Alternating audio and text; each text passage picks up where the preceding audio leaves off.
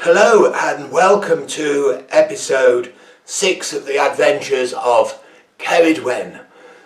This episode is entitled Seeing with the Eyes of Love. Rise and shine, grunted the badger. As promised, she had come to escort Ceridwen on the next part of her search. It's mighty early, said the sheep. Even the sun is still in bed. Badgers are at our best when the sun sleeps, replied the badger. But today I am making an exception for you. But you must promise to do as I say if humans come near. I promise, replied Ceridwen, grateful to have a friend to travel with her that day. But before we set off, perhaps we should introduce ourselves properly. My name is Ceridwen, and I come from near the Giant's Mountain. I'm Bronwyn, said the badger, which means the white-breasted one. And today I'm visiting relatives on the island over there. Bronwyn pointed her snout. We call it Ynys Mon, but others know it as Anglesey. Anglesey is part of Wales, but thousands and thousands of years ago, the sea cut it off. Would you like to take a look? That would be nice, replied Ceridwen, but I'm not sure that I can swim. Not a problem, replied Bronwyn. Some humans are good at building bridges.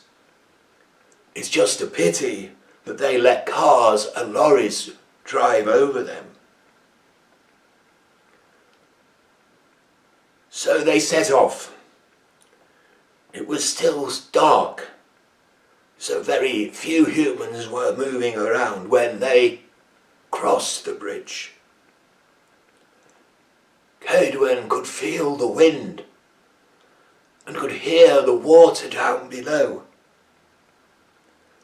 The tide here comes from 2 directions, explained Bronwyn, so it can be really dangerous with a lot of swirling water, so mind your step.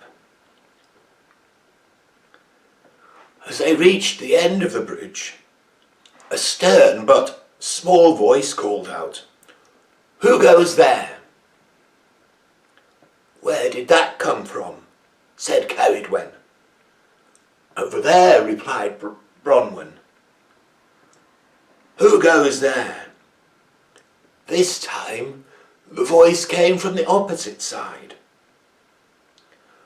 Bronwyn moved a step forward. "Ouch!" she cried, when a hard object landed on her nose. That hurt. But then she crouched down and scooped up something. "Waste not, want not," she said, chomping away. "I do like acorns." Then Ceridwen spotted the culprit. "That's not a very nice way to welcome visitors," she said. "But I'm a sentry," replied a small creature with a bushy tail. It was Cedric, the red squirrel. "Our job as sentries is to stop grey squirrels," he explained. "They are banned from Ynys Mon.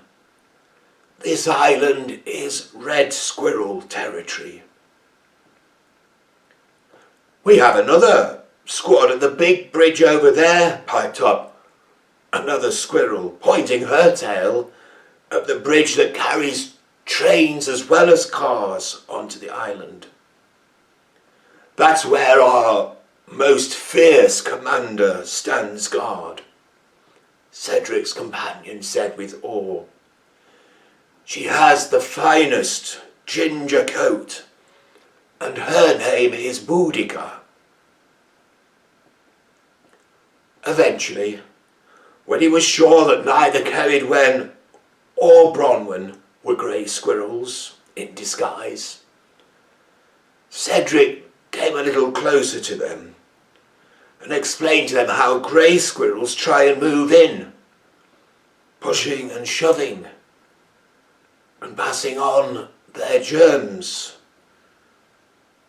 It's hard, he explained, for red squirrels to fight back. So we need humans to help us.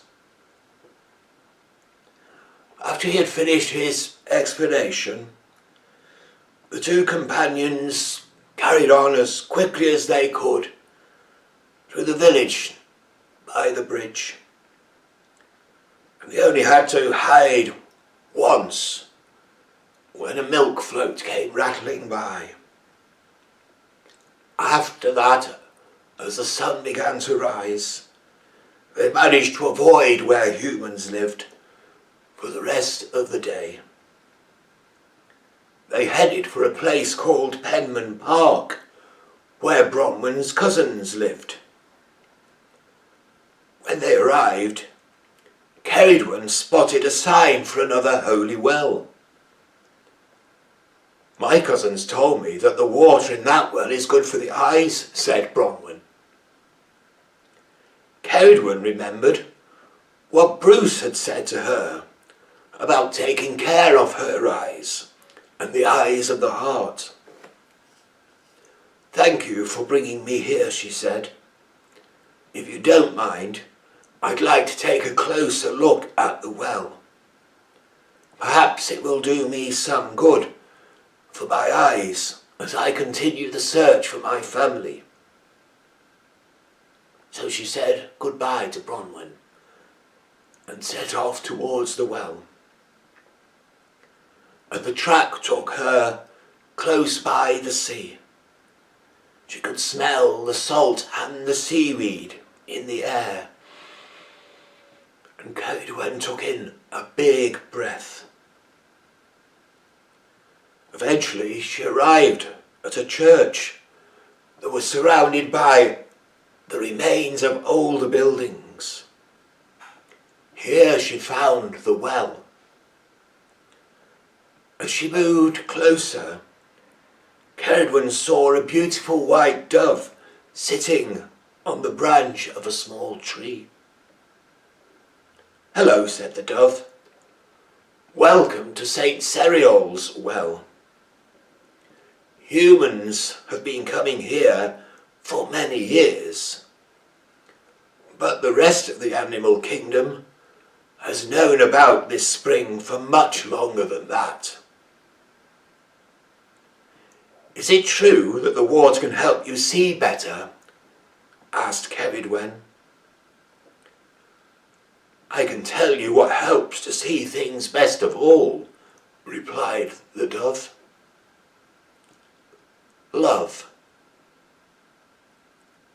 Mind you, she added, I am a little biased, because my name, Carwyn, means blessed love. That sounds like things are meant to be, said Ceridwen, as she took a sip from the cool water.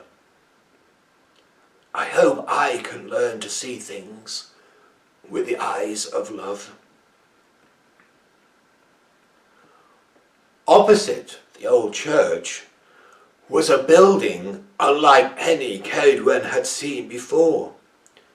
It was tall, round, and with a domed roof, but its windows were tiny.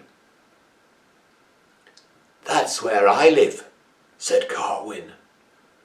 The humans built it as a home for doves and pigeons.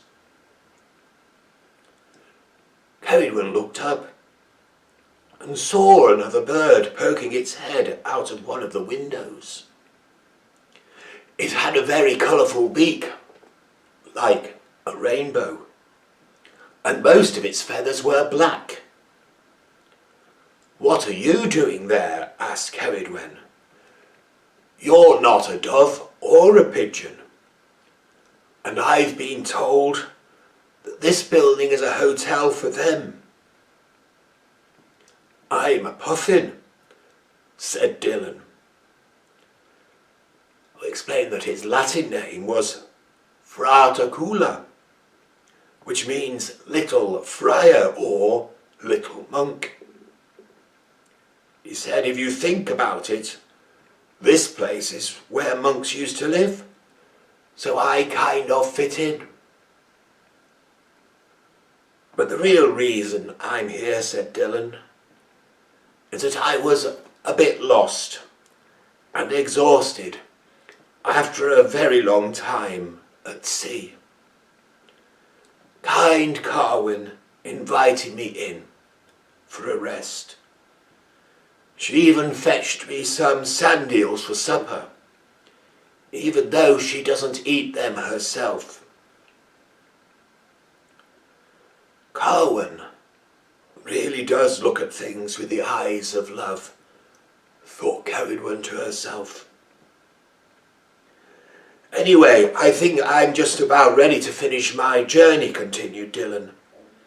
"I'm on my way to that small island over there to bring up a new family now that spring is here.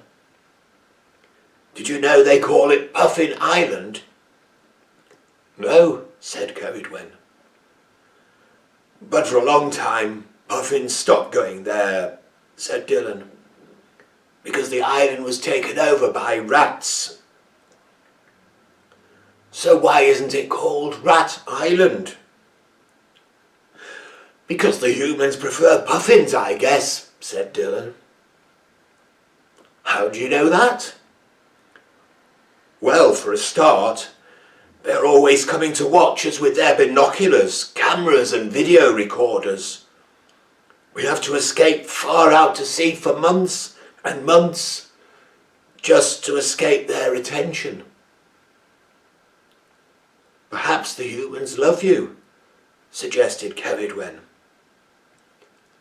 "That's probably true," admitted Dylan, "because they also cleared the rats off the island so that it would be safer for us to lay eggs." And with that, Dylan headed off to Puffin Island to start a new family.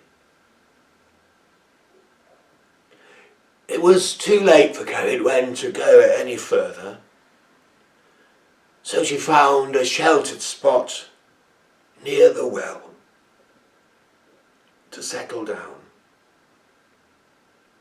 "I've heard 3 good things about humans today," she said to herself. "They build bridges, they protect vulnerable creatures like Cedric and the other grey squirrels, and they help the puffins get their home back." She thought, when humans look at things with the eyes of love, they too can do some really good things. That night was a little bit cloudy, and so the moon kept appearing and disappearing, almost like a game of hide and seek. But Ceridwen could see the moon well enough to speak directly to the night sky about yet another encouraging day. Then she closed her eyes, but she could still see things in her imagination as they shaped a poem about love. Well, thank you for listening, and again, you're invited, if you feel you'd like to write a poem that might have been the one that came to Ceridwen in her dream after that day when she crossed the bridge heard about the red squirrels, made her way to Benmon, where she found that well, with the stories about helping us to see, where she met the dove and the puffin, and discovered and thought to herself about how humans can do good things when they look with the heart. So until the next time, thank you for listening, and I'll see you then.